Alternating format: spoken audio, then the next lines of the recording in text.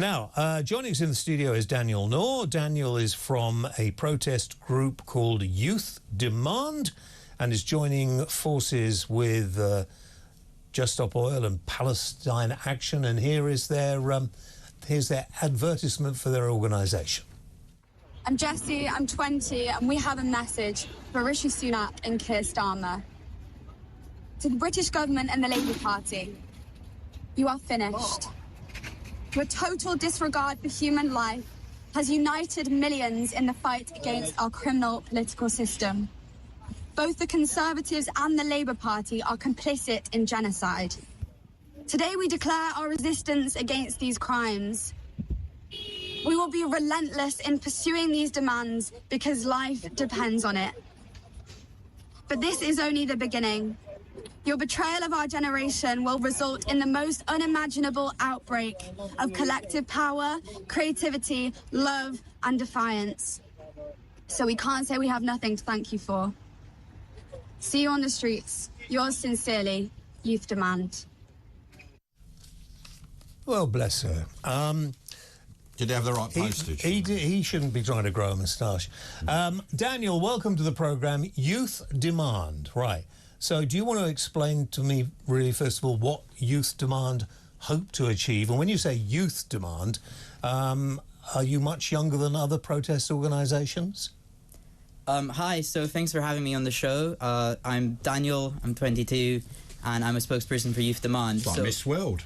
Well, good for you. Thank you. But if you could answer the question. Yes, of course. So Youth Demand is calling on the government to immediately cease the licensing of new fossil fuel projects and to revoke the over 100 fossil fuel licenses granted in the last couple of years by the Conservative government. We're also calling on the government to immediately halt the sale of weapons to Israel and the import of weapons from Israel. And what do you think will be the result of that? The result of our demands? Yep. If we're successful? Yep. Well, hopefully... Obviously, yes. Hopefully it will be to limit human suffering around the world. We know that in Israel, these weapons produced here in the UK are being used to bomb innocent civilians. To defend themselves, aren't they? But hang on just a minute. What happens when Britain finds itself threatened by another country? What do we do then? Well, I think what I'm asking for is very simple here. It's just to stop selling weapons to a country that the international courts have accused of genocide. You know, they haven't, have they? They haven't, no. But so you got that wrong. Let me forget that for a moment. Let me try and find out a bit more about how your mind works.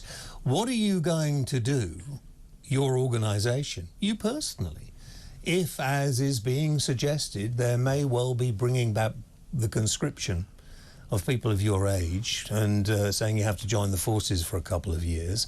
Would you be prepared to do it? Once again, I'm here on behalf of Youth Demand. I'm here to speak about our demands. Just answer the questions I ask you. But I'm not very informed on this stuff. I didn't even know they were... That's fine, that's fine. All you have to do is be truthful. OK. So Youth Demand are basically an organisation you're asking for Britain to stop selling arms. To Israel.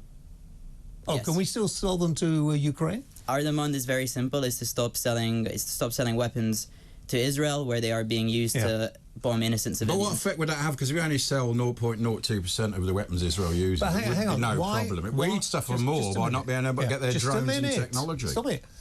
Back to the question I asked you that he stomped all over.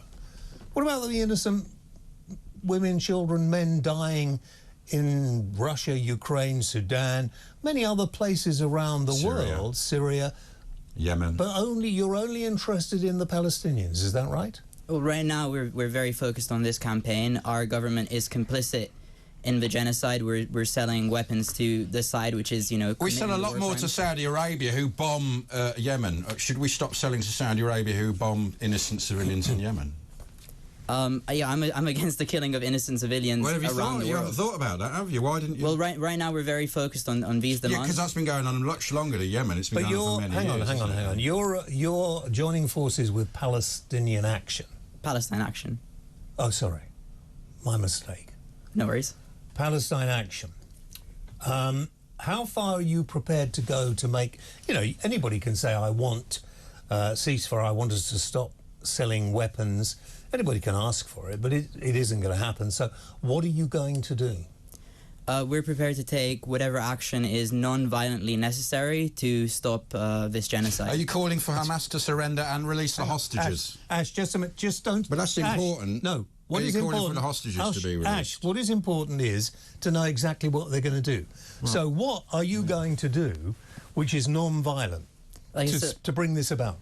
Like I said, we're a non-violent civil resistance group. You keep telling me that. You sit in a road and glue yourself to it.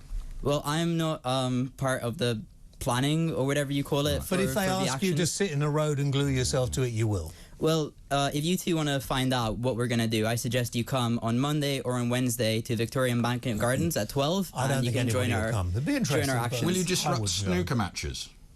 Like I said, I haven't been involved in the... What about my question about should they Hamas release the hostages? Well, Ash, sorry, is that your name, Ash? Yeah. Yeah, well... as a country, as a government, we sell weapons to Israel. We don't sell weapons to Hamas. Should Hamas release the hostages? Like I said, I have no influence. You see my finger? Yes. Follow it with your eyes. Okay. Yeah. Okay. Do you think somebody's brainwashed you about this? I don't think so. Well, you don't seem to know much about it. Why would you sign up for something when you don't actually know what they expect you to do? Well, James, every day I wake up and I see terrible, terrible images on my phones. Stop looking at your phone. I mean, there are pretty awful images everywhere you look on social media. That. You can't take I get upset when they do that commercial about the donkeys. Yeah, and I get upset when I see a picture of a child that's starved to death. Yeah. Well, you don't see too many of those, and some of them, unfortunately... Not if they're in Yemen, you don't mind. Made up. What about all the other kids? What about people here who are finding it difficult to feed themselves? What about people who are on the streets who are homeless? What about people in this country? I think that's terrible. We have a broken political system. So why aren't you doing something about it? We have a broken political system. It's not fashionable. Yeah, but you've got a broken political system, you think, but you're not prepared to do anything political about it. You're threatening action. And what is that? Non-violent action? Of course. Not much non-violent action. But you don't call for the hostages to be released. Well, look, a majority of the British public want a ceasefire. They don't want to see this genocide happening in Israel. Yet, so our government wants the hostages released, which is very telling, isn't it? Yeah, our government refuses to stop selling weapons to Israel. You won't say anything about the hostages. Even though the vast majority of people in this country want that. I mean, that tells you everything we need to know about our political system. It's broken, and as young people, we deserve better. Hold on.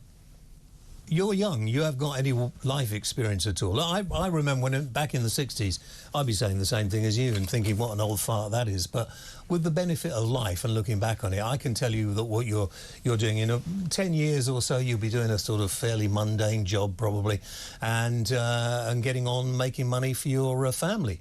And at the moment, you think you can radically change the political state of this country. So who will you vote for?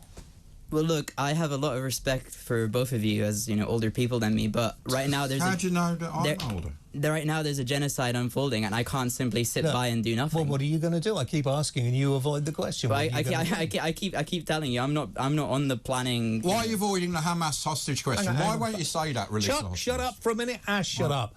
Why did you come in for an interview if you have no answers to any of the questions? Did you come in and think, I'll get a bit of free publicity for our do next week? No, I think I do have answers to the important questions. Go on, then. Tell me what you're going to do. This is not a very complicated issue. I wake up and I see images of children starving to death, and I can't stand for that. So I want to do something. You don't mind hostages being kept? Can we stop now for a moment? What are you going to do about that? Nobody wants to see innocent people killed. Nobody. Unfortunately, Hamas do. Unfortunately, if you're in a state of war, that happens. I'm sure you've done your history. You know how many innocent people Britain killed during the Second World War. But that's history. Both sides, all sides on that, killed millions of innocent people. What I'm asking you is, you've got this organisation called Youth Demand, stupid name anyway.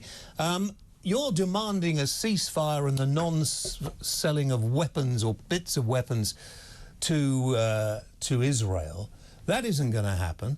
I'm asking you the simple question, so what are you going to do? We're gonna take the fight to the people who are complicit in this genocide. And what are you going to do? I mean, you could be you and me complicit. You're going to throw things on snooker tables and disrupt... Well, listen, if people want to find out what we're going to do, they can join us 12 o'clock. We're not bothered by it. Hang on, this is your hobby, mate. This is something that turns you on. You get a little smile creeping across your face. Have you got a trust fund? Are you from one? That's a lot of people in your protest movement come from very upper class families. With trust funds and no job. You don't have a job. Have you been to university? I am at university right now. What are you studying? Biochemistry. Biochemistry. Yeah. So you want to be somebody in that line of business, helping people out? I guess so. Well, I don't know. You're the one who should know. It's your life. Doesn't not know ours. anything. But you know, you've really got to look at yourself. You're doing this as a hobby, and I'm telling you now that no one's going to take any notice of you.